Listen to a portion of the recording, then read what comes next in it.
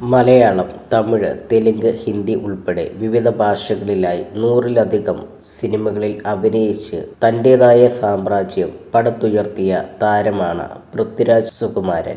അഭിനയത്തിൽ മാത്രം ഒതുങ്ങുന്നതല്ല പൃഥ്വിരാജിന്റെ കരിയർ.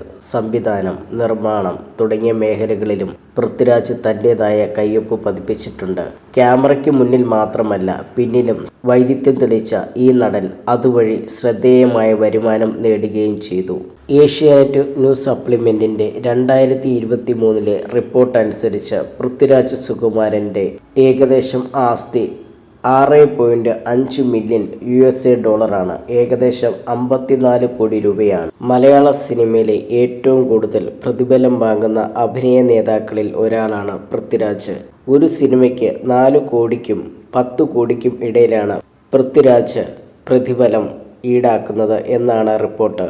അതേസമയം 1100 കോടി എന്ന ഭീമൻ ബജറ്റിലൊരുങ്ങുന്ന SS രാജമൗലിയുടെ വാരണാസിക്ക് വേണ്ടി 10 കോടിയിലേറെയാണ് പൃഥ്വി പ്രതിഫലമായി കൈപ്പറ്റുന്നത്.